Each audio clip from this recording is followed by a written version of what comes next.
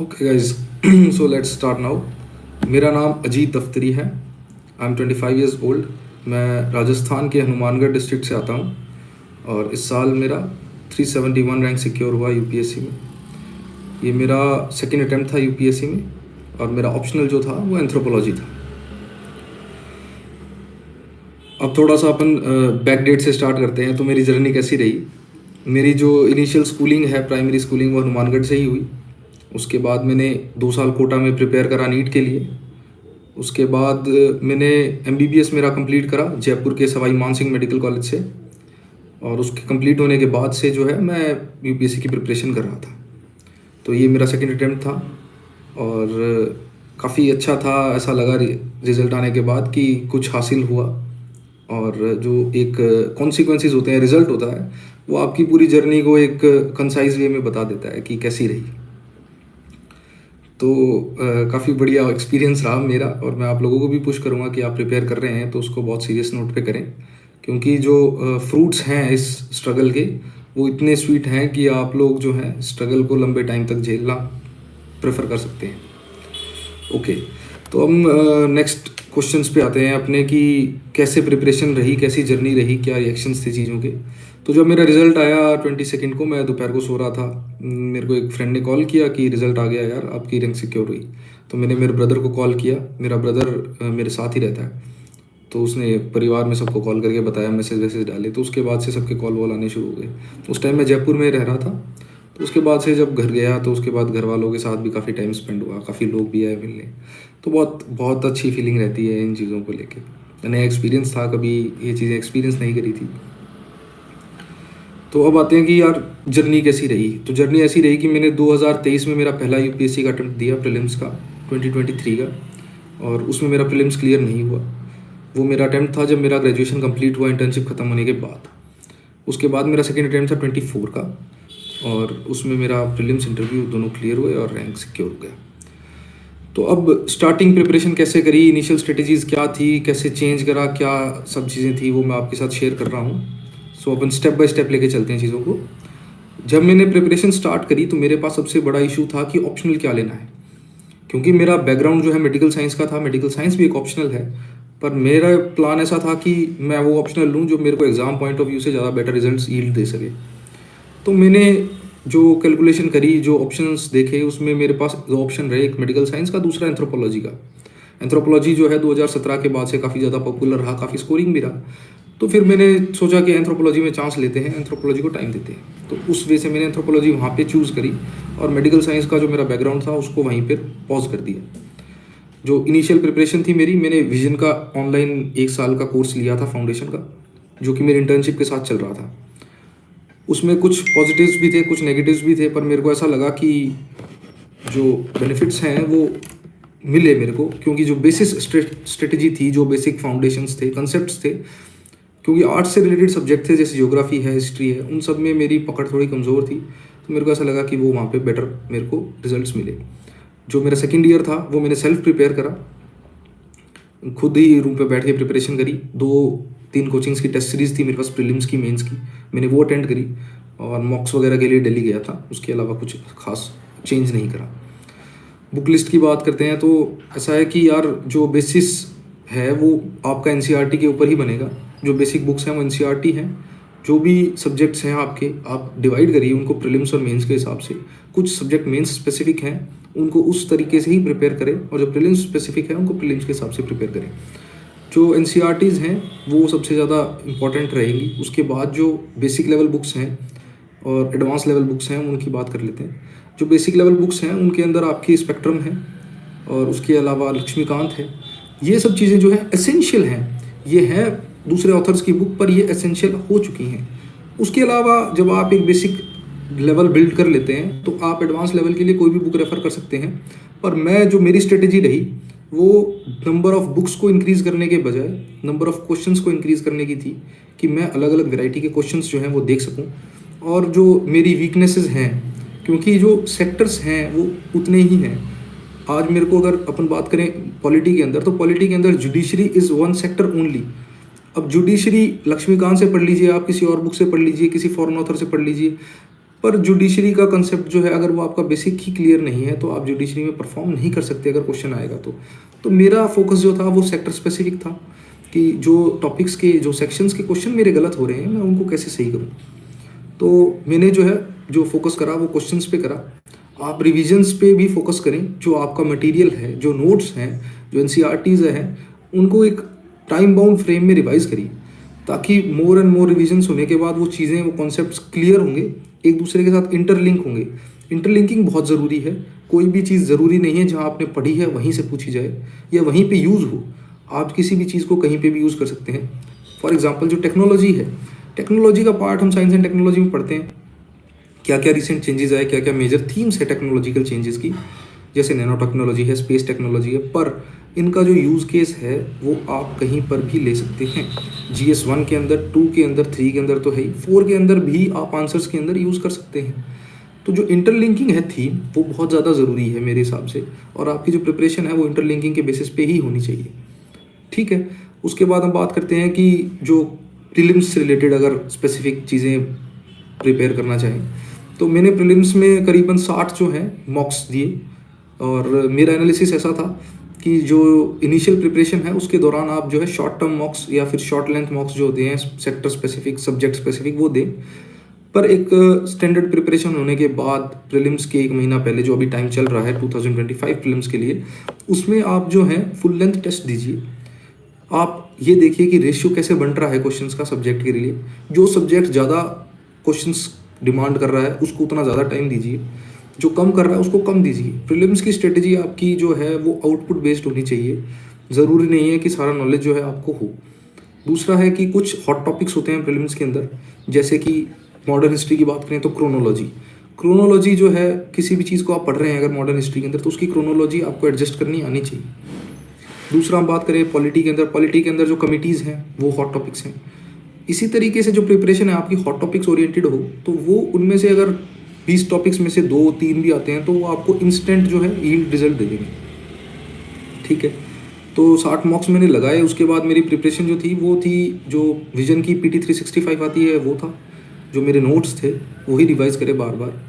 और इसके अलावा जो है, आप जो लास्ट का टाइम होता है उसके अंदर, जैसे अब जो 1 महीना रहा है प्रीलिम्स में, उसमें यूपीएससी के जो प्रीवियस ईयर क्वेश्चंस हैं, 15 साल के क्वेश्चंस हैं, आप उनका एनालिसिस करिए, उनको समझिए, क्वेश्चंस क्या आ रहे हैं, क्यों आ रहे हैं, ऑप्शंस जो दिए हैं वो क्यों दिए हैं। सही ऑप्शंस तो ठीक है, पर जो ऑप्शंस गलत हैं, जो ऑप्शंस करेक्ट नहीं हैं आंसर के, वो वहाँ पे क्यों आए हैं। जो इनकरेक्ट ऑप्शंस हैं वो भी कभी ना कभी जो है घूम के नया क्वेश्चंस बन के यूपीएससी में आ सकते हैं। ये एक पॉसिबिलिटी रहती है, क्योंकि जो डोमेन वो लोग टच कर रहे हैं वो वापस वहाँ पे जा सकते हैं। ठीक है, तो यूपीएससी के PYQs हो गए और लास्ट के टाइम के अंदर, उसके बाद जो आप प्योर रिवीजन करिए, खुद पे कॉन्फिडेंस रखिए, प्रैक्टिस ऐसे करिए कि आप एक दिन में 3 जो है टेस्ट दें कम से कम प्रैक्टिस के अंदर, ताकि आपकी जो हैबिट है वो स्ट्रेसफुल कंडीशंस में एग्ज़ाम देने की बन जाए। ठीक है, उसके अलावा जो CSET का रहता है, मेरा CSET का ऐसा था कि थोड़ा सा नेचुरली बेटर था, मेरे 100+ नंबर आ रहे थे, तो मैंने उस पर ज़्यादा काम नहीं किया। पर आप क्या कर सकते हैं, जिनको इश्यूज फेस हो रहे हो CSET के अंदर, तो CSET में क्या होता है, कुछ सेक्टर्स हैं, जैसे प्रोबेबिलिटी एक सेक्टर है जो लोगों को लगता है बहुत मुश्किल है, पर प्रोबेबिलिटी ऐसा है कि आप अगर उसको फॉर्मूला बेस्ड अप्रोच पे ले जाएं, एप्लीकेशन सीख लें उसका, तो that is a 1 liner answer only. आपका जो आंसर है वो विदिन 15 to 30 सेकेंड्स आ जाएगा। अब उसको इम्प्रूव करने के लिए आप यूट्यूब पे वीडियोस देख सकते हैं कि कैसे प्रोबेबिलिटी के क्वेश्चन पूछे जा रहे हैं जनरली, कैसे उनको अप्रोच करनी है, कैसे सॉल्व करना है। मैंने 2-3 वीडियो देखे थे प्रोबेबिलिटी के, जो मेरे को लगा काफ़ी बेटर रहे मेरे लिए, मेरे को कॉन्फिडेंस आया प्रोबेबिलिटी के क्वेश्चंस पे। 50% ऑफ द क्वेश्चंस जो थे मैं सॉल्व कर पा रहा था उसके बाद, तो मेरे लिए ऐसा था कि जो सॉल्व हो रहे हैं दैट इज़ बेटर, अब उस पर ज़्यादा टाइम नहीं दिया जाए।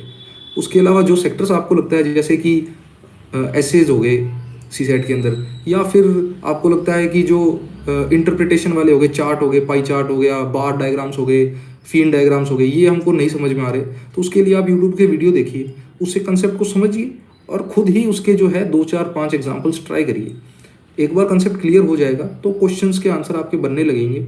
और इसके लिए जो अप्रोच रहेगी, आपको ये समझना पड़ेगा CSET के अंदर, you have to attempt less questions, you have to go for more accuracy. आप उन क्वेश्चंस को पहले करिए जो कम टाइम कंज्यूमिंग है, जो आपके लिए बेटर रहेंगे। जो आपको पढ़ते ही पता चल रहा है कि इस क्वेश्चन में टाइम बहुत ज़्यादा लगेगा, उस क्वेश्चन को फर्स्ट राउंड में आप स्किप कर सकते हैं। पहले उन क्वेश्चंस को करिए जिनके लिए आप ज़्यादा श्योर हैं, ताकि जो है आपके नेगेटिव्स कम हो, आपका स्कोर जो है एक सेफ साइड जा सके। ठीक है, उसके बाद हम बात करते हैं कि प्रीलिम्स मेरा क्लियर हुआ, उसके बाद मेंस की प्रिपरेशन स्टार्ट करी। तो मैंने जो है प्रीलिम्स से पहले तक में मेंस के जो प्रीवियस ईयर क्वेश्चंस थे, प्रीवियस ईयर टॉपिक्स थे, उनका एनालिसिस कर लिया था और उनके रिलेटेड जो मटेरियल है, नोट्स है, वो सब बना लिए थे। टेस्ट वगैरह कुछ दिए थे पर इतने ज़्यादा नहीं दिए थे कि मेरे को कॉन्फिडेंस हो या पेपर कंप्लीट हो। जब मैंने प्रीलिम्स के बाद इनिशियल मेरे मेंस के टेस्ट पेपर देने शुरू करे तो उसमें जो है क्वेश्चंस काफ़ी छूट रहे थे।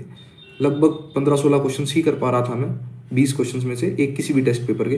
तो मेरे को ऐसा लग रहा था कि कहीं ना कहीं स्पीड कम है, एक्यूरेसी कम है, कंटेंट मेरा कमज़ोर था, सोचने में टाइम ज़्यादा लग रहा था। तो उस चीज़ को धीरे धीरे इम्प्रूव करा और लास्ट के टाइम पे आते आते मेरे जो है पेपर एक लास्ट मोमेंट पे ही कंप्लीट हो रहे थे, एज पे कंप्लीट हो रहे थे।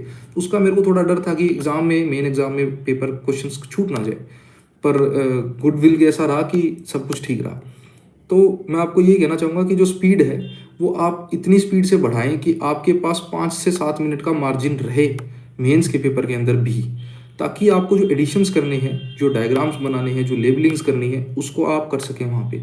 वो आपको एडिशनल 1 से 1.5 नंबर, 2 नंबर फालतू वहाँ पे दिला सकती है, जो आपको तब रियलाइज़ होगा जब आपका लास्ट में लिस्ट में नाम आएगा और वो 2 नंबर से आपकी रैंक जो है वो 50-60 का डिफरेंस क्रिएट कर देगी।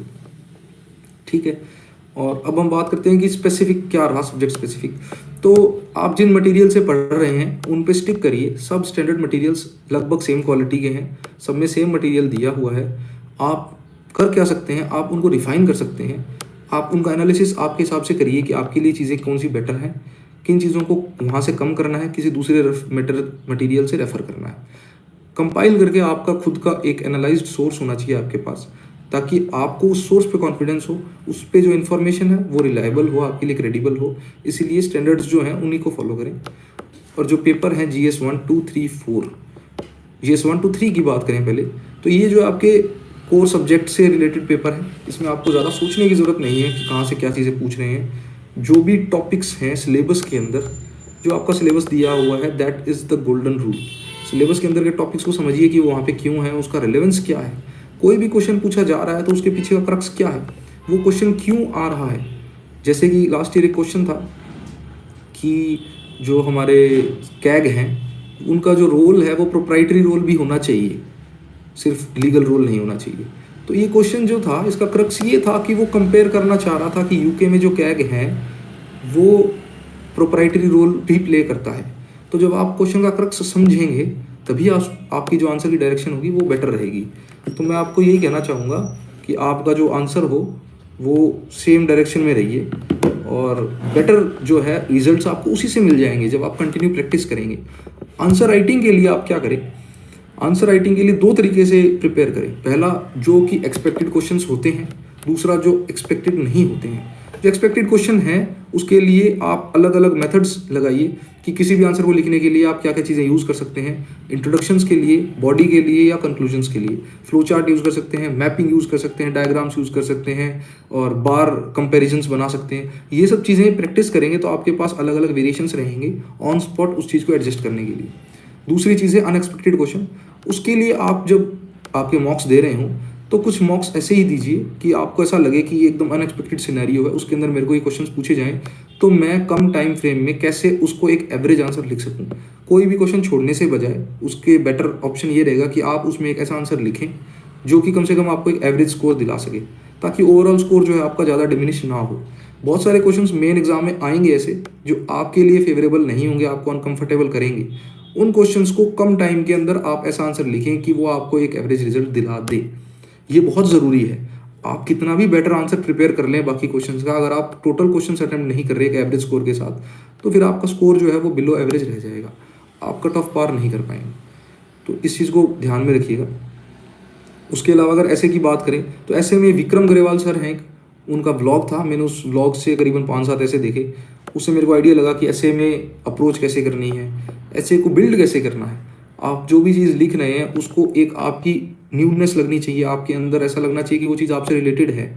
तो एग्जाम्पल्स, एनेक्डोट्स वो यूज़ करें जो कि आपकी रियल लाइफ में आपने देखे हों, आपने कहीं सुने हों। किसी भी पर्सनैलिटी का हम एनेक्डोट दे देते हैं तो वो बहुत जनरलाइज लगता है, रिजल्ट सील्ड कर सकता है, मैं ऐसा नहीं कह रहा हूँ, पर वो एनेक्डोट यूज़ करें जो आपसे रिलेटेड हो, उसमें आपके एक्सप्रेशंस जो हैं वो बहुत ज़्यादा प्रिसाइज रहेंगे।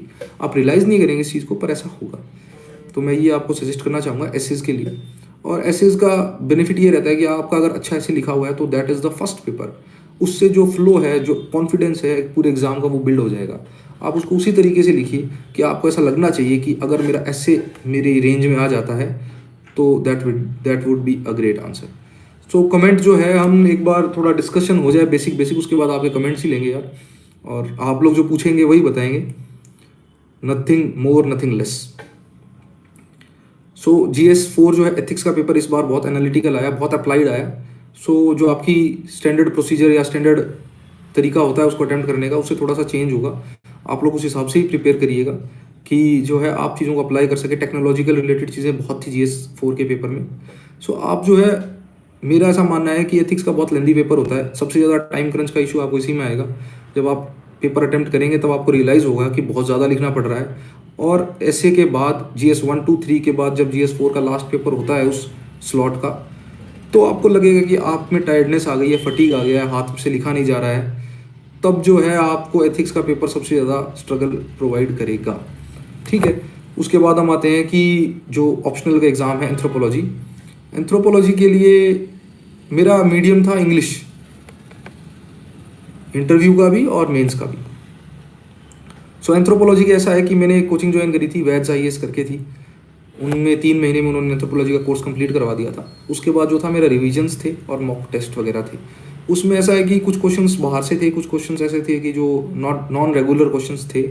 तो उनको अटेम्प्ट करने के लिए वही बात है कि आप अगर एक एवरेज आंसर से लिख सकते हैं तो बहुत बेटर रहेगा। एवरेज आंसर जो है वो आपको एक खाई में गिरने से बचा लेगा, सेफ जोन में रख लेगा। मेरा मानना ये है आपके लिए। ठीक है, उसके बाद आते हैं इंटरव्यू के लिए। तो इंटरव्यू प्रिपरेशन में ऐसा है कि मैंने जयपुर से ही प्रिपेयर करा। मेरा जो प्रिपरेशन था, मॉक्स देने के लिए मैं दिल्ली गया था। मैंने करीबन 8-9 मॉक्स दिए अलग अलग कोचिंग के। सब कोचिंग एक जैसी है, कोई इतना बड़ा चेंज नहीं है। आप मेरे को जो बेटर लगे वो संकल्प IAS का जो मॉक होते हैं वो अच्छे थे, और PW ओनली का जो मॉक था वो भी अच्छा था। ठीक है, यहाँ पे मेरी जर्नी थी वो कंप्लीट हो गई। और जो क्वेश्चंस हैं आपके वो ले लेते हैं। अब आप लोग जो है क्वेश्चंस पूछ लीजिए फटाफट।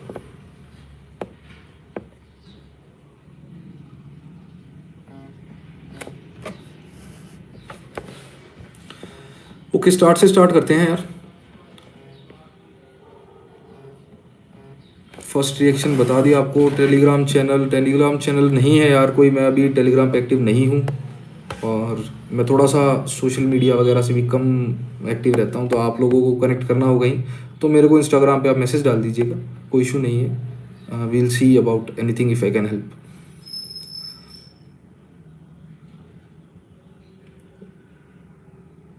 आंसर राइटिंग स्ट्रेटेजी ऐसी है कि आपके पास कम से कम 4-5 अलग अलग ऑप्शंस होने चाहिए, जो मैं बोल रहा था आपको। आप चूज करने की आपके पास एक फ्रीडम होनी चाहिए आंसर के अंदर। आपको ऐसा लगना चाहिए कि यहाँ पे मैं ये चीज़ लिख सकता हूँ, यहाँ पे मैं ये चीज़ छोड़ सकता हूँ। तब जो है आपका आंसर का फ्रेमवर्क जो है वो बहुत स्ट्रांग रहेगा। किसी भी क्वेश्चन को आप पढ़ रहे हैं तो उसके क्रक्स को समझिए कि क्वेश्चन यहाँ क्यों पूछा जा रहा है, इसकी नीड क्यों है। हर चीज़ के पीछे आप सोचेंगे, अगर वो UPSC वालों ने क्वेश्चन पूछा है तो उसके पीछे या तो कोई स्टैटिक रीज़न होगा या फिर कोई करंट रीज़न होगा, कोई ना कोई उसका एप्लीकेशन होगा, कोई इशू होगा। जो चीज़ें चल रही हैं वो आपसे डिमांड कर रहे हैं कि आपकी अवेयरनेस उसके रिगार्डिंग होनी चाहिए। ऐसे चीज़ों को प्रिपेयर करिए। आप एक जो चीज़ों को याद कर रहे हैं कि हम सोच रहे हैं कि ये आएगा या नहीं आएगा, ये बहुत सालों से आ रहा है, वो चीज़ें इंपॉर्टेंट हैं। आपको पता होना चाहिए हॉटस्पॉट्स कहाँ हैं, पर उन हॉटस्पॉट्स के पीछे का क्रक्स भी पता होना चाहिए। प्रिपरेशन ऐसे करिए, तब जो है आप किसी भी सिचुएशन के लिए रेडी रहेंगे। Book list in brief. Book list मैं आपके साथ शेयर करवा दूंगा इनके चैनल पे या इंस्टाग्राम पे, जो आपके पास आ जाएगी। मेरे पास एक्चुअली ऐसा कोई स्पेसिफिक बुक लिस्ट नहीं है। मैंने नोट्स बनाए थे मेरे विजन के, उन नोट्स के साथ मैंने एज अ बेसिस प्रिपेयर करा। उसके साथ NCERTs थी और जो स्टैंडर्ड बुक्स थी, जैसे कि मैंने आपको बताया लक्ष्मीकांत थी, स्पेक्ट्रम थी।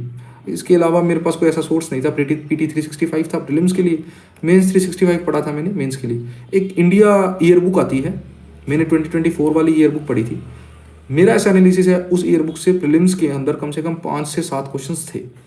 तो अगर इस साल की आ गई हो तो आप लोग देख लीजिएगा, नहीं हो तो एक बार लास्ट ईयर वाली पढ़ लीजिएगा। उससे आपको बेसिस पता चल जाएगा कि कैसे कंट्री में चीज़ें हैं, कैसा स्ट्रक्चर है हमारी पॉलिटी का, सोसाइटी का। ऐसे Marks in anthropology varied a lot, so how do you value addition in answer? So value addition जो है एंथ्रोपोलॉजी में, एंथ्रोपोलॉजी की दो चीज़ें हैं आपके पास, एक तो बेसिक जो स्टैटिक मटेरियल है, दूसरा है आप उसमें क्या चीज़ें ऐड करें। तो मेरा ऑप्शनल जो है वो एंथ्रोपोलॉजी इसलिए था क्योंकि मेरा बैकग्राउंड मेडिसिन का था। डायग्राम्स जो थे वो मेरी स्ट्रेंथ थी, फ्लो चार्ट्स मेरी स्ट्रेंथ थी, मेरा रिप्रेजेंटेशन जो था वो मेरी स्ट्रेंथ थी। तो एंथ्रोपोलॉजी में जहाँ मेरे को लगा कि मेरे पास कंटेंट कम है, मटेरियल कम है, तो मैं वहाँ पे जो है फ्लो चार्ट्स और डायग्राम का यूज़ कर रहा था। इसके अलावा जो पेपर 2 है उसके अंदर विलेज और केस स्टडीज़ हैं, उनकी मैंने एक लिस्ट प्रिपेयर करी मैप के साथ कि कौन सी स्टडीज़ कहाँ पे करी गई है, ताकि मैं जब उस स्टडी को मेन एग्जाम में लिखूँ तो उसको भी एज अ मैपिंग फॉर्म में लिखूँ rather than writing it in a paragraph form, ताकि उसका रिप्रेजेंटेशन जो है वो और बेटर लगे। तो आप जो है आपके हिसाब से स्ट्रेटजीज अलग अलग डेवलप करिए कि हम कैसे चीज़ों को और बेटर तरीके से समझा सकते हैं। जो भी हमारा आंसर पढ़ रहा है उसको ऐसा लगना चाहिए कि एक झलक में उसको आंसर समझ में आ जाए। कोर ये है। सी सेट की तैयारी कैसे करी थी? सी सेट की तैयारी कुछ अलग नहीं थी, जो 3-4 चीज़ें बेसिक होती हैं कि आपकी परसेंटेज जो है कैलकुलेशंस वो इम्प्रूव होनी चाहिए, bar interpretations, pie chart interpretation, फी एंड डायग्राम ये आने चाहिए आपको। उसके अलावा जो प्रोबेबिलिटी से रिलेटेड क्वेश्चंस हैं, 3-4 सेक्टर बनाइए जिनके क्वेश्चन ज़्यादा आते हैं, उनको स्ट्रॉन्ग करिए एक एक करके, और उसके बाद आपका इंप्रूवमेंट आपको दिखने लग जाएगा। आप एक साथ सब चीज़ें करना चाहेंगे तो वो नहीं होगा। पीवाईक्यू से क्वेश्चंस रिपीट होते हैं क्या सर? बिल्कुल होते हैं। मेंस के अंदर जो है थीम वो पीवाईक्यू से ही आएगी। मैं आपको एग्जांपल देता हूँ, जैसे एक वाटर स्कैरसिटी एक थीम है। वाटर स्कैरसिटी थीम के अंदर आप देखेंगे पिछले 15 साल के क्वेश्चंस के अंदर, तो वाटर स्कैरसिटी अलग अलग तरीके से पूछा गया है। कंडीशन क्या है, स्टेटस क्या है, कौन सी स्कीम वाटर कंजर्वेशन के लिए है, वाटर का रिलेशन जो है क्लाइमेट चेंज के साथ कैसा है, उसका इम्पैक्ट क्या पड़ेगा, वाटर लेवल बढ़ेगा तो क्या होगा ग्लोबल वार्मिंग से। तो आप ये चीज़ें समझिए कि ये एक ही थीम है। ऐसे का सोर्स विक्रम ग्रेवाल सर है, उनका एक ब्लॉग है, आप वो ब्लॉग देखिएगा, उसमें उन्होंने 5-7 ऐसे दिए हुए हैं। उनका स्कोर भी काफ़ी ज़्यादा बेटर था। मेरा तो स्कोर अभी तक आया नहीं, आइडिया नहीं, पर उनका स्कोर काफ़ी बेटर था। मेरे को उनके स्कोर से काफ़ी इंप्रूवमेंट मिला। मेरे को ऐसा लगा कि मतलब जो एक स्ट्रिक्ट पाथ होता है हम फॉलो करते हैं ऐसे के अंदर, वो ज़रूरी नहीं है। एक फ्री फ्लो होना चाहिए आपके जवाब में। आपको ऐसा लगना कि जी जो मैं सोच रहा हूँ उसको मैं एक स्ट्रक्चर्ड वे में एक फॉर्म के अंदर रिप्रेजेंट कर सकूँ, ताकि जो पढ़ने वाला है उसको अच्छा लगे। सर मेरा ग्रेजुएशन हिंदी मीडियम से यूपीएससी प्रिपरेशन इंग्लिश में स्विच कर सकते हैं? प्रॉब्लम नहीं यार, इसका मेरे को आइडिया नहीं है। मेरा बेसिक मीडियम जो था स्कूलिंग में वो इंग्लिश ही था, यूपीएससी में भी इंग्लिश था और इंटरव्यू में इंग्लिश था। तो इसके लिए आप जो है कोई हिंदी मीडियम से जिसने स्विच करा हो उनसे थोड़ा सा कंसल्ट करिएगा। What can I do for GS4 and essay? I don't have a good writing or vocabulary and I have 2 year in hand. 2 साल बहुत है आपके पास। अगर आपको वोकेबलरी अपनी इम्प्रूव करनी है, उसकी नीड नहीं रहेगी आपको GS4 के लिए। GS4 के लिए आपको क्या करना है, GS4 और एसएस के लिए आपको लैंग्वेज जितनी ज़्यादा सिंपल हो सके, जितनी ज़्यादा लेमैन हो सके उतनी रखिए। ज़्यादा जार्गन यूज़ करेंगे तो वो कॉम्प्लेक्स ही करेगा चीज़ों को, टाइम ज़्यादा कंज्यूम करेगा और आपको ऐसा लगेगा कि आप जो है उतना ज़्यादा बेटर आंसर नहीं दे पा रहे हैं। ये इंग्लिश के अंदर घुस जाएंगे आप कंसेप्ट को ब्रेक डाउन करने के लिए। और एक चीज़ मैं बताना चाहूँगा आपको ऐसे के लिए, सब देखिए आप कहीं भी देख लीजिए आपको ये एक ही चीज़ मिलेगी कि ऐसे को आप ब्रेक डाउन करिए। ऐसे को ब्रेक डाउन करने का मतलब है कि जो ऐसे में पूछा जा रहा है उसको समझिए कि वो क्यों पूछ रहे हैं। उसके अलावा एक अल्टरनेट डायमेंशन दीजिए, 2-3 और अलग अलग वेरिएशंस दीजिए। कि मैं आपको कहूँ कि सन जो है वो ईस्ट से उगता है, ठीक है, पर आप ऐसे कह सकते हैं कि जब जब अपना एक्लिप्स होता है तो उस टाइम पे कि सन जब अगर उगता भी है ईस्ट से तो हमको विजिबल नहीं होता। ये सिर्फ एक अल्टरनेट डायमेंशन है एक एब्सोल्यूट ट्रूथ का। तो आप समझ रहे हैं जो चीज़ें एब्सोल्यूट ट्रूथ नहीं है लाइफ में उनका भी अल्टरनेट डायमेंशन हो सकता है, और हमको उस अल्टरनेट डायमेंशन पे भी फोकस करना है ऐसे इसके अंदर। स्ट्रेटेजी देखिए, मेरा ऐसा मानना है कि जो कंटेंट मटेरियल है वो सब आपको हर जगह मिल जाएगा। जो सब बोल रहे हैं यूट्यूब पे वो सब चीज़ें सेम है, बस एप्लीकेशन जो है वो बहुत ज़्यादा ज़रूरी है। आप चीज़ों को कैसे अप्लाई कर रहे हैं, तो मैं आपको उस चीज़ के लिए गाइड करना चाहूँगा कि जो एप्लीकेशन बेस है आप उसको इतना स्ट्रॉन्ग करिए कि आपने जो एक चीज़ अगर पेपर 1 के लिए पढ़ी है, हिस्ट्री के लिए पढ़ी है, उसको आप ऐसे के अंदर यूज़ कर सकें, उसको आप GS4 के अंदर यूज़ कर सकें एज एन एग्जाम्पल। 1 सेकेंड। आप MBBS किए हैं? हाँ मैंने MBBS किया है जयपुर SMS मेडिकल कॉलेज से। चलते हैं, if possible then make account for रिवांस प्लीज़। देखते हैं यार, थोड़ा टाइम मिलेगा तो उसके बाद करेंगे।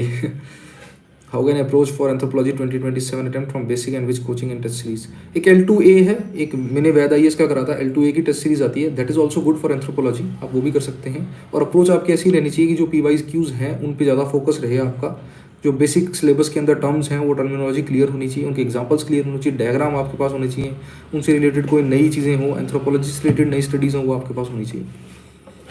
So does college matter for UPSC interview? Can you give it in a brief that is college means college degree or the type of college or the college from which you have passed out? I'm not able to understand your question. आपकी geography की book list क्या थी? Geography में मेरे पास NCERTs थी, मेरे पास notes थे, उसके अलावा एक GC लियोंग थी, वो पढ़ी थी मैंने। और जो एडवांस होगा ना आपका, आपको लग रहा है कि ये चीज़ें एडवांस है, पर एडवांस होगा आपका मैपिंग से। ज्योग्राफी के लिए आप जो मैपिंग करेंगे वो मैपिंग जो है आपकी क्लैरिटी बढ़ाएगी, प्रीलिम से रिलेटेड क्वेश्चन इंप्रूव होंगे आपके। और ज्योग्राफी के साथ इंटीग्रेशन जो है आपका एनवायरनमेंट का, वो भी मैपिंग की वजह से होगा। आप एनवायरनमेंट को जो पढ़ रहे हैं वो भी एज अ मैपिंग ही पढ़ें, ताकि जो है दोनों चीज़ें क्लियर रहें। क्वेश्चंस किसी भी फॉर्म में आए आपको आना चाहिए। If I don't want to share mock interview publicly on YouTube और social media, is it possible because coaching institutes upload video on YouTube? आप पहुंचिए मॉक तक, जो कोचिंग में आप मॉक के लिए अप्लाई करेंगे वो आपसे एक फॉर्म भरवाएंगे, कंसेंट डिक्लेरेशन लेंगे, आप उस टाइम मना कर दीजिए अगर आप कंफर्टेबल नहीं हो तो, कोई इशू नहीं है। आपने कितने अटैम्प्ट दिए हैं? This is my second attempt. How to tackle fear during preparation? देखिए, मेरा ऐसा मानना है कि यार आप लोग ना स्टेप बाय स्टेप प्रिपेयर करिए। फियर तब आता है जब हम बहुत बड़ा गोल ले लेते हैं जो कि हमको ऐसा लगता है कि अचीवेबल नहीं है। Step by step daily, weekly, monthly preparation करिए। आप ये सोचिए मेरे को आज के दिन क्या करना है, जो आप सोचेंगे वो आपको लगेगा कि हाँ ये अचीवेबल है, उसको अचीव करने पे फोकस करिए। रिजल्ट्स जो हैं वो आपको इतना शॉर्ट टर्म में नहीं मिलेंगे, और जिन चीज़ों का आपको डर लग रहा है एक बार उनके बारे में सोच लीजिए कि क्यों लग रहा है, थोड़ा माइंड में क्लैरिटी लाइए, कॉन्फिडेंस रखिए आप पे कि आप प्रिपेयर कर रहे हैं, आप अपना टाइम दे रहे हैं, तो इस टाइम को वर्थ इट बनाएं। रिग्रेट नहीं रहना चाहिए, सक्सेस आए चाहे नहीं आए, आपका जो अटेम्प्ट है वो आपके लिए बेस्ट अटेम्प्ट होना चाहिए। ऐसे के लिए 20 एग्जाम्पल्स रेडी कर सकते हैं हम, जो डिफरेंट एसेज में अप्लाई किए जा सकें आइडिया कैसे।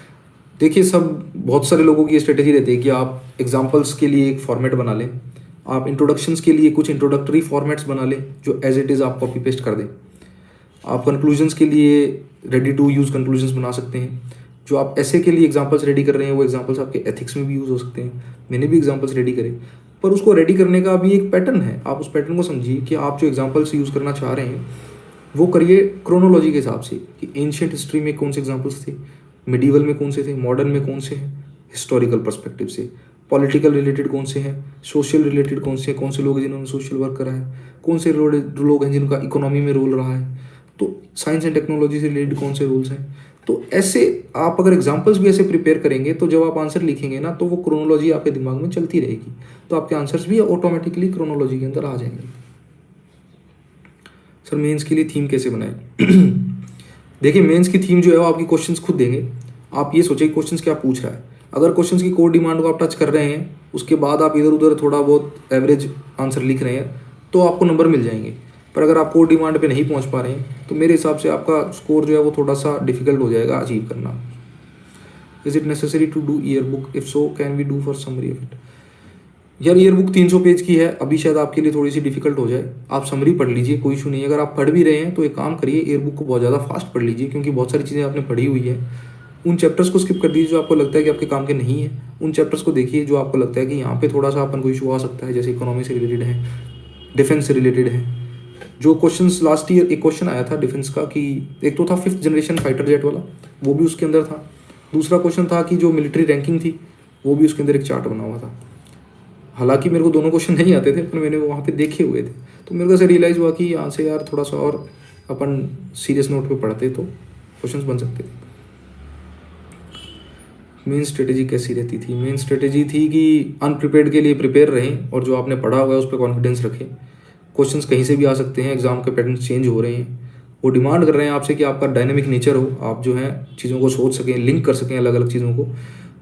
जो भी आपसे रिलेटेड चीज़ें हैं आपकी, उनमें स्ट्रेंथ होनी चाहिए, आपको पता होना चाहिए कि ये चीज़ें कहाँ कहाँ यूज हो सकती हैं। Application is also very important for it. Interview experience तो अच्छा था यार, पर इंटरव्यू में नंबर ज़्यादा अच्छे नहीं आए। मेरे को तो ऐसा लगा था इंटरव्यू अच्छा हुआ है, थोड़े नंबर बनने चाहिए थे, पर नंबर मेरे थोड़े कम रहे। पर ठीक है, चलो have you face discrimination in interview board, why some people get low marks in interview, is interview fair in UPSC? देखो, इसको डिस्क्रिमिनेशन नहीं कह सकते, इसको कहेंगे हम कि सब्जेक्टिविटी ज़्यादा है। अगर आप और मैं भी बात कर रहे हैं तो आपका और मेरा व्यू जो है किसी चीज़ को लेके अलग अलग हो सकता है। वैसे ही चेयरपर्सन है, अलग अलग चेयरपर्सन का एक बंदे को लेके या एक लड़की को लेके अलग अलग व्यू हो सकता है। इस वजह से जो है मार्क्स वेरी करते हैं। पर ठीक है, मैं इसके बारे में कुछ कहना नहीं चाहूँगा क्यों कम नंबर आते हैं, वो तो बहुत चीज़ों पे डिपेंड करता है। हो सकता है कि जो डिमांड उनकी हो आपसे, जो चीज़ वो पूछना है सुनना चाह रहे हो, वो आप समझ नहीं पाए हों वहाँ पे, या हो सकता है कि उतना डेप्थ में जितना वो सोच रहे थे कि आपको नॉलेज होगी उतनी नहीं है। बहुत सारी चीज़ें चेक होती है, आपका कॉन्फिडेंस कैसा था, आपके लो पॉइंट पे कहीं पे आप फंस गए, उसके बाद से आप वहाँ से निकल पाए या नहीं।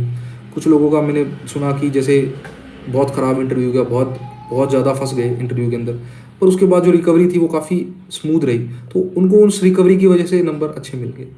तो बहुत सारी चीज़ें फैक्टर वहाँ पे मैटर करते हैं यार, कुछ एक चीज़ पे आप जो है ब्लेम नहीं दे सकते। मॉक इंटरव्यू और यूपीएससी इंटरव्यू में क्या डिफरेंस होता है सर? यार मेरा तो ऐसा था कि प्रिपरेशन जो मॉक इंटरव्यू की थी वो भी ऐसे थी कि रैंडम तरीके से ही प्रिपेयर करा, मैंने पढ़ के नहीं गया मैं, तो नॉलेज वहाँ पे थी नहीं, और मैं मेरे लिए वो चीज़ें एकदम ऐसा था कि नहीं थी। तो मेन इंटरव्यू के अंदर उतना उसमें दिक्कत नहीं आई, पर जो कुछ स्ट्रक्चरल दिक्कत थी, जैसे कॉन्फिडेंस था आंसर में, थोड़ा स्लो बोलना था, थोड़ा चीज़ों को सुनना था, थोड़ा सा पोलाइटनेस थी, इन सब चीज़ों में मेरे को लगता है थोड़ा सा मेरे लैग रहा। तो आप लोग उस चीज़ों में इम्प्रूव कर सकते हैं। आपकी स्पेलिंग मिस्टेक्स होती थी क्या कभी आंसर राइटिंग में? नहीं, मेरे साथ ऐसा इशू रहा नहीं, क्योंकि मेडिकल साइंस का बैकग्राउंड था। We have a lot to write in our college graduation exams also, so मेरे लिए वो चीज़ें इतनी इशू नहीं रही। अगर आपको ऐसी चीज़ें फेस हो रही है, स्पेलिंग मिस्टेक्स वगैरह, तो आप जब लिख रहे हैं तो आपको ब्रेन को एक्टिव रखिए कि आप जो चीज़ें सोच रहे हैं वो सही आएँ। आपका टाइम टेबल शेयर कर दो। देखिए, कोई टाइम नहीं है, डॉक्टर्स का कोई टाइम नहीं होता सोने उठने पढ़ने का। जब आपको टाइम मिले, जिस टाइम मिले उसी टाइम पढ़िए। जो चीज़ें एसेंशियल हैं उनको कभी नहीं छोड़ें, जैसे न्यूज़पेपर है, उनको आप डेली बेसिस पे पढ़ते रहें। वो जो है आपका एक करंट के साथ आपको जोड़ के रखेंगी चीज़ें। उसके अलावा आपका जो डेली गोल है वो अचीव होना चाहिए, चाहे वो कितने भी टाइम में हो, कम टाइम में हो तो भी होना चाहिए। उसके बाद आप फ्री रहें दिन में, ये सोचें कि आज का गोल हो गया। अगर उसमें टाइम ज़्यादा लग रहा है तो बाकी चीज़ों को उस दिन के लिए स्किप कर दें। कौन सी मिस्टेक्स करी थी? मिस्टेक्स बहुत सारी रह गई, तभी नंबर इतने कम रह गए हैं, पर ठीक है, देखेंगे मिस्टेक्स को, रिफ्लेक्ट करेंगे। आपने कितने अटेम्प्ट दिए हैं? सेकंड अटेम्प्ट है सर। आपने हो गया कि आपका डेली का शेड्यूल कैसा रहता था? हो गया। मेरी एज 28 है, मैं अभी स्टार्ट कर सकता हूँ यूपीएससी की तैयारी में ओबीसी कैटेगरी से। हाँ, बिल्कुल कर सकते हो यार। You can take 1.5 year for preparation, and for the second year of your preparation you can attempt for UPSC. Answer writing कैसे इवैल्यूएशन किया अपने घर पे? यार मैंने कोचिंग की टेस्ट सीरीज ज्वाइन कर रखी थी 2। सेल्फ इवैल्यूएशन में मेरे को ऐसा लगता है कि बाइसनेस बहुत ज़्यादा रहती है, तो आप जो है इवैल्यूएशन या तो अपने किसी फ्रेंड से कराएं या किसी उससे कराएं जिसने इवैल्यूएशन कर रखे हों, किसी और सीनियर जो आपके हों या फिर कोई टीचर हों, उनसे कॉन्टैक्ट में रहिए। इवैल्यूएशन जो है आपको, क्रिटिकल इवैल्यूएशन बहुत ज़्यादा ज़रूरी है। जो आपको आपकी कमियां बता सके उसी जगह पे आप फोकस करें। जो आपको कहें कि सही है, उन चीज़ों पे कभी फोकस मत करिए, क्योंकि इंप्रूवमेंट का स्कोप हमेशा रहता है। आपके 800 नंबर अगर बन रहे हो मेंस के 7 एग्जाम्स में, उसके बाद भी आप सोचें कि इंप्रूवमेंट का स्कोप है, उस तरीके से प्रिपेयर करें। डैफ कैसे बनाना चाहिए सर? यार ये आपको जो फैकल्टीज़ हैं वो लोग ज़्यादा बेटर तरीके से गाइड करेंगी, पर डैफ के अंदर जो चीज़ें हमारे हाथ में होती है वो सिर्फ हॉबीज़ हैं। तो हॉबीज़ में 2 चीज़ें हैं। पहली कि आप जो वो रखें जो आप ट्रुथफुल हों खुद से, जिन हॉबीज़ पे आपकी स्ट्रेंथ हो, या दूसरी चीज़ ऐसी भी रहती है कि आप जिस डायरेक्शन में इंटरव्यू को गाइड करना चाहें, आप चाहते हैं कि मेरा जो इंटरव्यू है वो उसी डायरेक्शन में जाए, वो चीज़ें आप हॉबीज़ में लिख दीजिए तो आपका इंटरव्यू उधर चला जाएगा। मल्टी डायमेंशनल आंसर कैसे लिखना चाहिए?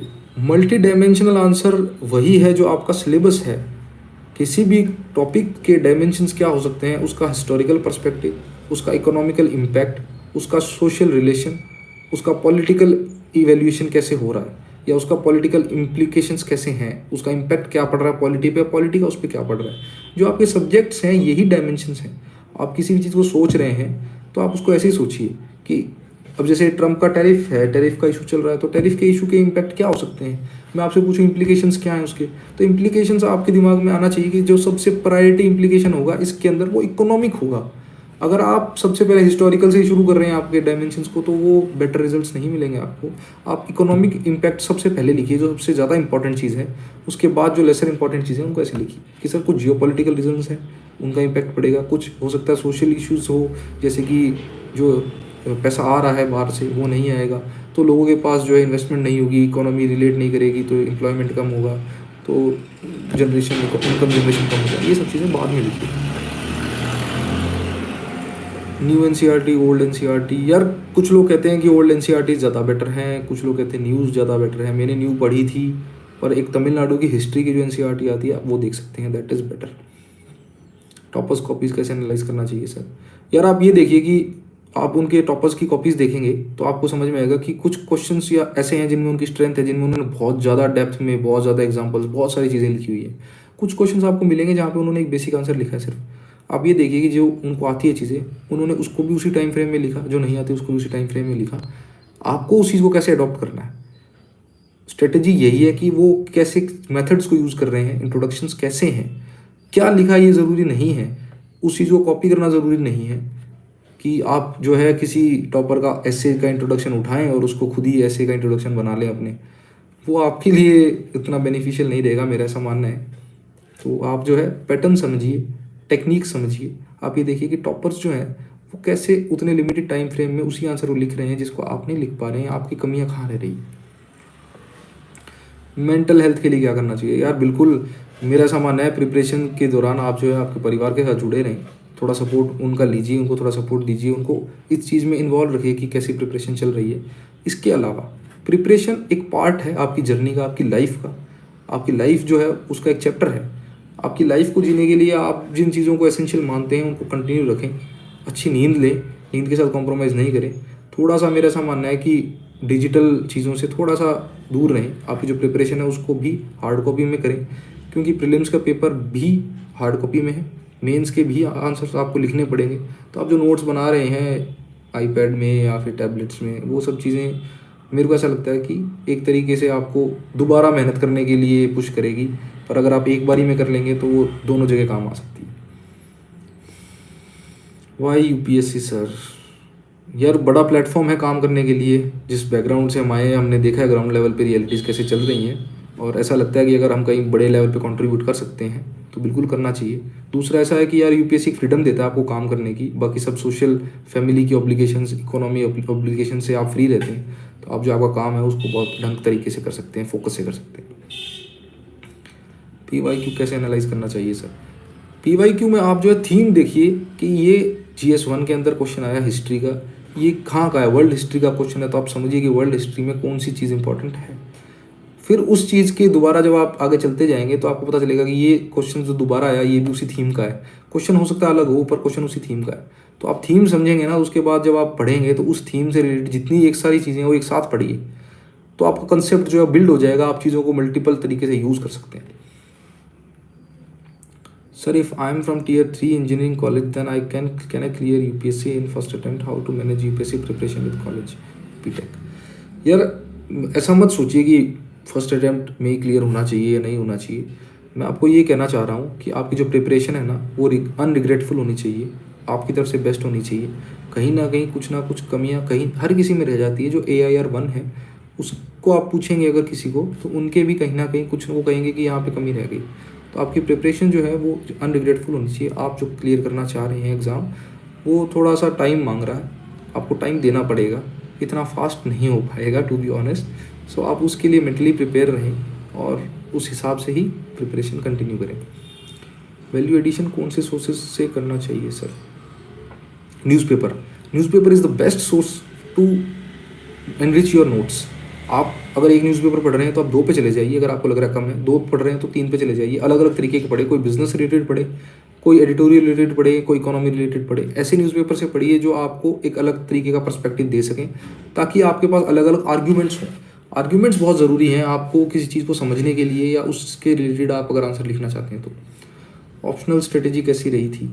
ऑप्शनल 3 महीने में मैंने ऑप्शनल को फर्स्ट टाइम पढ़ा जब मैंने कोचिंग ज्वाइन करी थी। उसके बाद मैंने मेंस के बाद, प्रीलिम्स के बाद ही ऑप्शनल को एक बार रिवाइज करा, और उसके बाद मेंस से जस्ट पहले 4-5 दिन में रिवाइज करा।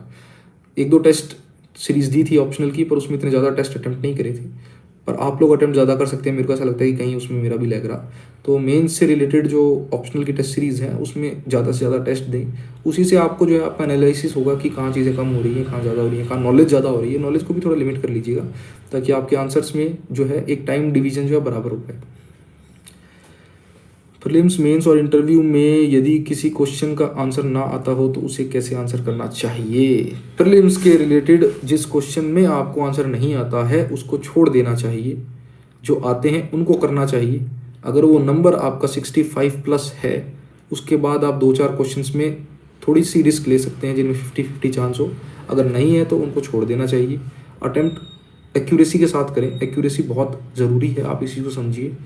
मेंस में जो आपको नहीं आता उसको भी अटेम्प्ट करना है, उसको भी लिखिए, कम से कम इतना लेवल का लिखिए कि आप अगर 10 में से 5-6 स्कोर नहीं कर पा रहे हैं तो कम से कम 4 स्कोर, 3, 3.5, 4 उसमें स्कोर करें। इतना स्कोर हो कि वो आपको एक तरीके से पीछे नहीं धकेल दे बाकी लोगों से। और इंटरव्यू में क्वेश्चन नहीं आता हो तो पोलाइटली मना कर दीजिए कि सर ये क्वेश्चन नहीं आता। सर मैं अभी विजन से फाउंडेशन किया है एंड उसमें सब कुछ भूल गया हूँ, ऐसा लग रहा है कि मैं क्या करूं सर? रिवीजन का मन नहीं कर रहा है सर। लक्ष्मीकांत स्पेक्ट्रम नहीं पढ़ी है मैंने, आपने वो पढ़ी थी यार, लक्ष्मीकांत स्पेक्ट्रम तो पढ़ी थी। मन नहीं कर रहा है यार, उसका तो कोई ऑप्शन नहीं है। अगर मन नहीं कर रहा है तो आप फिर कुछ और देखिए जिसमें आपका मन कर रहा हो, और अगर आपको ये करना है तो आपको बिना मन के भी पढ़ना पड़ेगा, कोई और अल्टरनेटिव्स नहीं है यार इसमें। Sir why you choose UPSC? Sir I think medical profession is better than UPSC in terms of financial stability, health benefits and society respect. थोड़ा डिबेटेबल टॉपिक है मेडिकल प्रोफेशन या फिर यूपीएससी, पर मेरे को ऐसा लगता है कि मैं 25 ईयर्स का हूँ, इस एज में मेरे को स्टेबिलिटी इतनी ज़्यादा नहीं चाहिए, मेरे को हेल्थ बेनिफिट्स इतने ज़्यादा नहीं चाहिए, सोसाइटी की रिस्पेक्ट मेडिकल साइंस में भी है, यूपीएससी में भी है, that is of no doubt. पर मेरे को अभी थोड़ा सा थ्रिल चाहिए, थोड़ा काम करना है, थोड़ा रिस्क लेना है, and I feel that UPSC gives you more risk and more broader aspect to take any action and create an impact.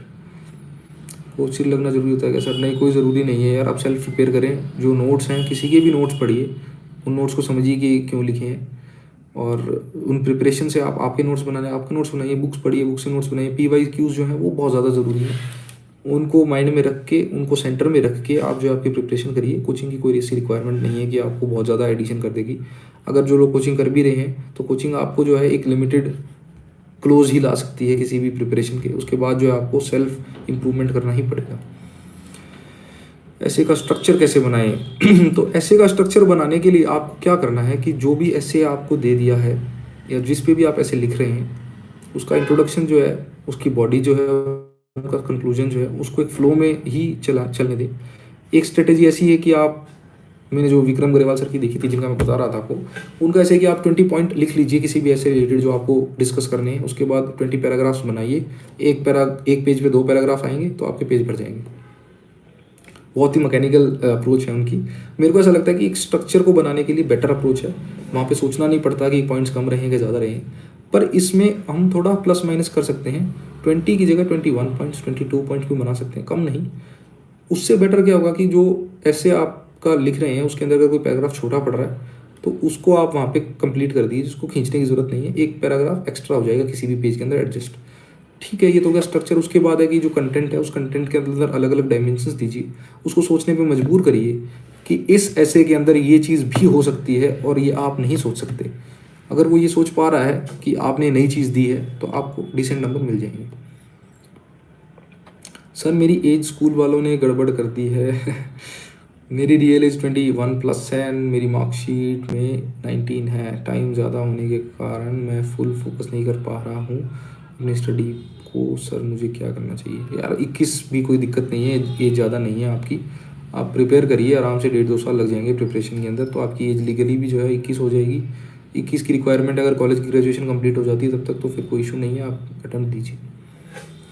Sir मैं प्रीलिम्स के लिए CDS, NDA, CAPF, state, PCS सबके PYQ लगा लिए हैं सर, बट रिवीजन इशू आ रहा है sir. यार इतने PYQ की ज़रूरत नहीं होती, आपने लगा ली अच्छी बात है, पर बाकी लोगों के लिए इतने की नीड नहीं है। आप एक काम करिए, आप रिवीजन को सिलेबस वाइज करिए, सब्जेक्ट वाइज करिए, किसी भी चीज़ को पढ़े, टाइम फ्रेम मान के करिए कि मेरे को आज में जो है ज्योग्राफी का पूरा रिवीजन कंप्लीट करना है। तब आपके अंदर एक पुश रहेगा, आप चीज़ों को एक्सटेंड नहीं करेंगे। नहीं तो रिविजन्स में क्या होता है, हम थोड़ा सा आलस कर लेते हैं कि यार अभी नहीं हो रहा, बाद में करेंगे, थोड़ा रुक के करेंगे, तो वो चीज़ें आपकी अभी नहीं हो पाएंगी। आप थोड़ा टाइम बाउंड रहेंगे तो फिर आपको थोड़ा पुश भी रहेगा, आपको लगेगा चीज़ें कंप्लीट करनी है तो कंप्लीट हो भी जाएंगी टाइम से। यूपीएससी के लिए यूजफुल गवर्नमेंट वेबसाइट्स कौन सी हैं सर? यार जो भी आप चीज़ें पढ़ रहे हैं, एक बार उसकी जो मिनिस्ट्री है उस मिनिस्ट्री को खोल के देखिए, उस मिनिस्ट्री का स्ट्रक्चर कैसा है, डिपार्टमेंट कौन से हैं, उसके अंदर स्कीम्स कौन कौन सी लगती हैं, स्टेटस क्या है चीज़ों के। जैसे मैंने हेल्थ मिनिस्ट्री से रिलेटेड चीज़ें पढ़नी थी तो मैंने हेल्थ मिनिस्ट्री देखी, हेल्थ रिलेटेड स्टेटस क्या क्या है वो देखें। तो वो चीज़ें आपको जो है वैल्यूडेशन में भी यूज़फुल रहेंगी, डेफिनेटली रहेंगी। आप ट्राइबल से रिलेटेड चीज़ें पढ़ रहे हैं तो ट्राइबल से रिलेटेड मिनिस्ट्री खोलिए, आप उसके लिए पढ़िए। एक सेकेंड यार।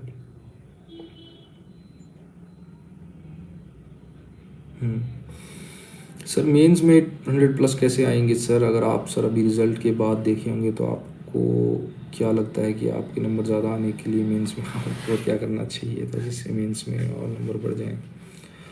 यार अब तो मार्कशीट आएगी तब पता चलेगा किसमें कितने नंबर मिले हैं, उस हिसाब से देखेंगे इंप्रूवमेंट कहाँ हो सकता है। पर मेरे को ऐसा लगता है कि ऑप्शनल में थोड़ा अच्छा इंप्रूव कर सकते थे।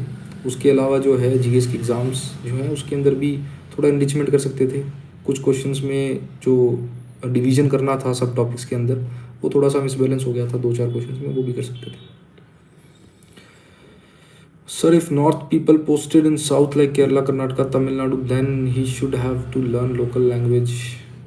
यार ये तो मेरे हिसाब से आपका इशू नहीं होना चाहिए, दैट इज़ एन अपॉर्चुनिटी। आपको नई लैंग्वेज सीखने को मिल रही है और कोई सिखा रहा है, कोई इंटरेस्टेड है लोग आपको सिखाने के लिए, तो मेरे को ऐसा लगता है कि कहीं भी जाएँ, चाहे साउथ जाएँ, कोई IAFS हो तो वो फ़ॉरन भी जाएंगे, उनको तो पूरी लैंग्वेज ही नई लैंग्वेज सीखनी पड़ेगी। तो ये चीज़ें जो हैं वो पॉजिटिव चीज़ें हैं, आप इसको एक तरीके से एंथुसियाज्म के साथ देखें कि यार ये तो अच्छी है, कुछ नया सीखने को मिलेगा। तो और वो सिखाएंगे आपको, आपको टेंशन नहीं होनी चाहिए इसकी कि आपको सीखनी पड़ेगी, कोई इम्पोजिशन नहीं है। आंसर पॉइंट वाइज लिखना चाहिए या डायग्राम बनाना सही रहता है। जो आर्ग्यूमेंट्स हैं वो आपके पॉइंट वाइज होने चाहिए, अगर उसको रिप्रेजेंट करने के लिए आप डायग्राम भी बना देते हैं साथ में तो that is a better answer for me. Answer में इंट्रोडक्शन बॉडी कंक्लूजन कैसे बनाएं सर, वो एग्जाम्पल देकर समझाइए। यार देखो ऐसा है कि इंट्रोडक्शन जो आपका है वो बेसिक होना चाहिए। आप स्टार्ट कर रहे हैं किसी को तो फर्स्ट गियर में स्टार्ट करिए। फर्स्ट गियर का मतलब कि स्पीड आपकी स्लो होनी चाहिए, इंट्रोडक्शन आपका समझाने लायक कंसेप्चुअली स्ट्रॉन्ग होना चाहिए। या फिर अगर कंसेप्ट नहीं है, उसमें डेफिनेशंस नहीं है, तो उसके अंदर आपका क्रक्स होना चाहिए। क्वेश्चन में जो पूछा जा रहा है आप उसको इनडायरेक्ट वे में जो पूछा गया उसको डायरेक्ट तरीके से लिखिए ताकि उसको पता चले कि आपको क्वेश्चन समझ में आ गया। उसके बाद जो बॉडी है उसके अंदर आप आपके आर्ग्यूमेंट्स दीजिए। पहले पार्ट में आर्ग्यूमेंट दीजिए, 4-5 आर्ग्यूमेंट दीजिए। उसके बाद काउंटर आर्ग्यूमेंट भी दीजिए कि ज़रूरी नहीं है कि जिस एक पॉइंट ऑफ व्यू से हम सोच रहे हैं सिर्फ वो वैसा ही होता है, उसके अलावा इसका एक पॉइंट ऑफ व्यू और है सोचने का, तो वो भी आपके दिमाग में आना चाहिए। उसको पता चलना चाहिए कि आप सोच पा रहे हैं। कंक्लूजन के अंदर कंक्लूजन जनरली 2-3 तरीके के होते हैं, या तो कोई फ्यूचरिस्टिक कंक्लूजन दे दीजिए या फिर कोई टेक्नोलॉजिकली रिलेटेड कंक्लूजन दे दीजिए कि हम इस चीज़ को ऐसे यूज़ कर सकते हैं। कोई एप्लीकेशन बेस्ड कंक्लूजन दीजिए कि इस चीज़ का एप्लीकेशन यहाँ भी हो सकता है, या फिर कोई ऐसा कंक्लूजन दीजिए कि ये जो है हमारे लिए क्या यूज़फुल हो सकता है। तो इस तरीके से आप किसी भी चीज़ को एंड कर दीजिए, कोई इशू नहीं है। कंक्लूजन्स आपके नंबर कम ज़्यादा नहीं कराएंगे, कंक्लूजन्स बस आपके नंबर को स्टेबल रखेंगे। आपके नंबर कम ज़्यादा जो है वो आपकी बॉडी के आर्ग्यूमेंट्स और काउंटर आर्ग्यूमेंट्स ही करेंगे, डायग्राम्स करेंगे, फ्लो चार्ट्स करेंगे। सर आपसे बात करनी है सर, कैसे आपसे बात हो सकती है सर? मेरा मन में सर बहुत डाउट है सर, प्लीज़। अगर issue revision issue, time table management issue, writing issue, mental health issue.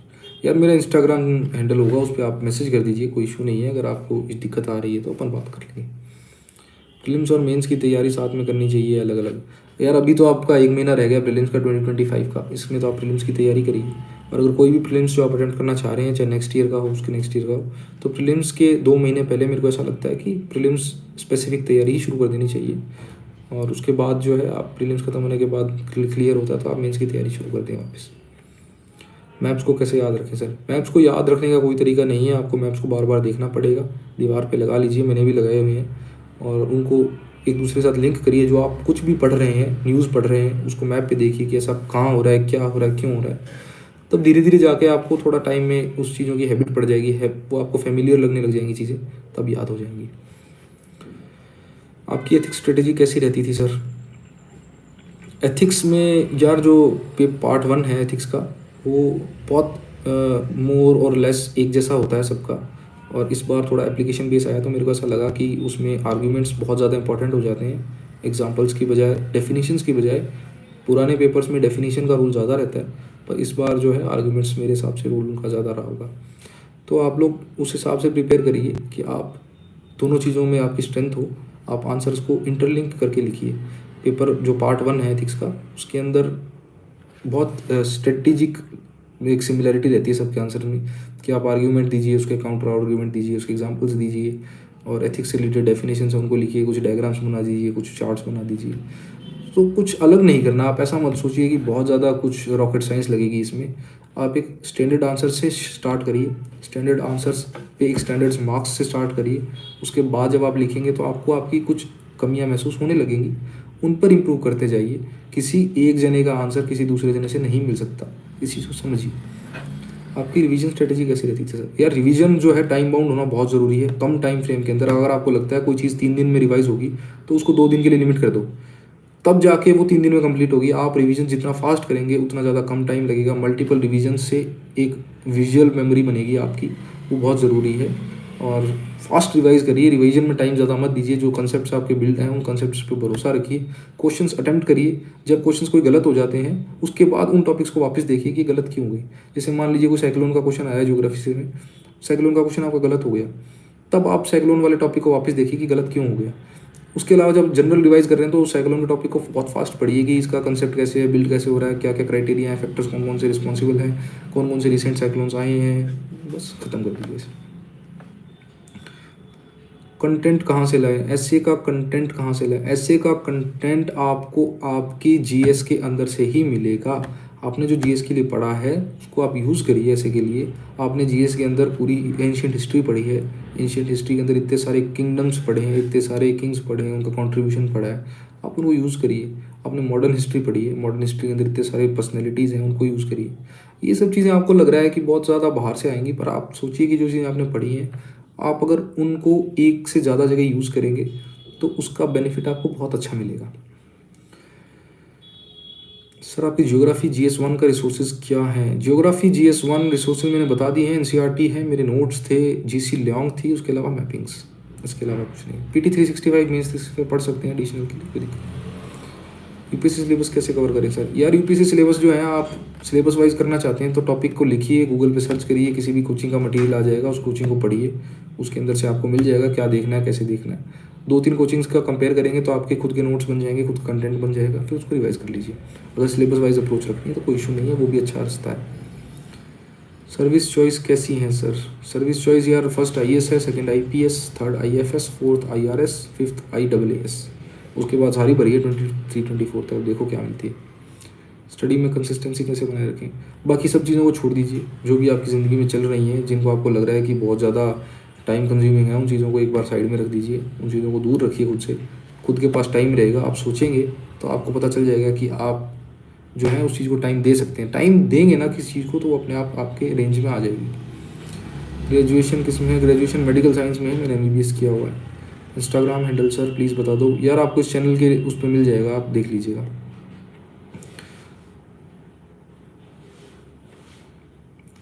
हर क्वेश्चन को कितना टाइम देना चाहिए? यार टाइम बाउंड फ्रेम तो आपको पता होना चाहिए कि आपके अगर 20 क्वेश्चन हैं जीएस के अंदर, मेंस के अंदर, 10 नंबर वाले क्वेश्चन को 7 मिनट मिलने चाहिए, 15 नंबर वाले को कितने हैं, 11 मिनट मिलने चाहिए। इसमें आप जो है 1 मिनट का और टाइम फ्रेम प्रैक्टिस करें, उस टाइम कम करके रखें ताकि आपके पास एक लेवरेज रहे, थोड़ा सा क्वेश्चन रहे लिखने का। बहुत स्टैंडर्ड चीज़ें हैं, आप जो हैं इनमें एक बार समझ लीजिए, इसको ज़्यादा टाइम मत दीजिए। जब आप प्रैक्टिस करेंगे तब आपको खुद रियलाइज़ होगा कि अगर पेपर कंप्लीट नहीं हो पा रहा है तो यानी इसका मतलब किसी ना किसी क्वेश्चन में टाइम ज़्यादा लग गया, तो अपने आप टाइम रेगुलेशन उसके बाद शुरू हो जाएगा। बिना लिखे पेपर के टाइम रेगुलेशन नहीं हो पाएगा। ग्रेजुएशन बता दिया ब्रदर। करंट अफेयर्स को कहाँ से कवर करें sir? Current affairs newspaper are the must. उसके बाद आप जो है PT 365 पढ़ सकते हैं, विजन का मैंने वही पढ़ा था, उसके अलावा कुछ नहीं दिखा है। विजन से सब सब्जेक्ट की क्लास ली थी या सबकी ली थी यार? उस टाइम मेरा बेसिस नहीं था, कुछ आर्ट्स से रिलेटेड चीज़ें थी, मेरे को ज़्यादा आइडिया नहीं था, बहुत टाइम से पढ़ी नहीं थी, तो मैंने एक बार सब चीज़ों की कोचिंग ली थी। Sir when your UPSC result came and same day Kashmir attack, I think you and all students have faced happy and everything. Definitely यार, ऐसा लग रहा था कि ठीक है हम हमारे रिजल्ट के लिए खुश हैं, पर जो चीज़ हो रही है that is not a very good thing for the country and we should take action on our daily basis and or the impact that we can take on boycotting Pakistan's product or anything that we can get on social media, and also that we can build ourselves as a resilient population, as a young resilient population, कि जो future में जो role play हम करेंगे हमारी country के लिए, उसमें जो हमारा नेशनल इंटरेस्ट है वो बहुत ज़्यादा फोकस पे होना चाहिए। और जो चीज़ें अभी घट रही हैं, जो भी जिस भी कंट्री के साथ हमारे जो रिलेशन है, या जिस कंट्री का जो हमारे साथ इम्पैक्ट है, जो वो हमारे साथ अभी रिलेशन मेंटेन कर रही है, उसको हम भूलें नहीं, और उस चीज़ को माइंड में रखते हुए जो है फ्यूचर में हम भी हमारा रोल प्ले करें। मंथली मैगजीन और year book is like one time read. Monthly magazine जो है वो आप पढ़ के सकते हैं, उसमें से नोट्स बना सकते हैं, कुछ इंपॉर्टेंट चीज़ें निकाल सकते हैं, उसके अलावा कोई दोबारा नीड नहीं। एनसीईआरटी के नोट्स नहीं बनाए, एनसीईआरटी नोट्स बनाए थे क्लासेस के, जो क्लास हुई थी, उसके अलावा एनसीईआरटीज़ पढ़ी थी। उसमें से जो चीज़ें मेरे को लगा कि एक्स्ट्रा हैं या फिर जो इम्पोर्टेंट लगी कि मेरे कंसेप्ट की नहीं है, उसको मैंने ऐड ऑन कर लिया मेरे नोट्स के अंदर। कोचिंग लेना ज़रूरी नहीं है, आप सेल्फ प्रिपेयर करें, कोई दिक्कत नहीं आएगी, आपकी प्रिपरेशन अच्छी हो जाएगी। Anything else anyone want to ask?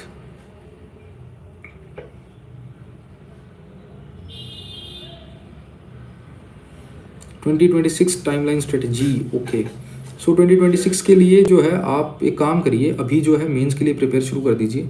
आपके जीएस के सब्जेक्ट स्ट्रॉन्ग होने चाहिए, और स्ट्रॉन्ग हो जाए आपके अगस्त तक तो बेटर है। सितंबर, अक्टूबर, नवंबर के अंदर जो है आप प्रिपेयर करिए आपके ऑप्शनल के लिए, दैट इज़ जो भी आप लेना चाहें। 3 महीने मेरे हिसाब से सफिशिएंट है, अगर 4 महीने लगते हैं तो भी दे सकते हैं दिसंबर तक। दिसंबर में अगर आपका ऑप्शनल और जीएस मेन से रिलेटेड कंप्लीट हो जाता है, तो आप जनवरी फरवरी में ऑप्शनल और जीएस के मेंस और प्रीलिम्स दोनों के साथ प्रिपरेशन करिए। 2 महीने इंटीग्रेटेड प्रिपरेशन करिए। फरवरी के बाद मार्च और अप्रैल के अंदर जो है आप प्रीलिम्स स्पेसिफिक प्रिपरेशन करिए। सोर्सेज एंड बुक लिस्ट, मेरे स्पेसिफिक सोर्सेज नहीं थे यार, कुछ ऐसा कि किसी जगह से मैंने रेफ़र करा हो, और जो चीज़ें थी वो मोस्टली क्लास की थी, कि जो क्लासेस में पढ़ा दी उनके नोट्स थे। उसके अलावा 2-3 जो बुक्स थी वो मैंने आपको बता दी, एनसीईआरटीज़ हैं, पीटी 365, मेंस 365 और न्यूज़पेपर्स थे यार। Okay, thank you guys. Anything else?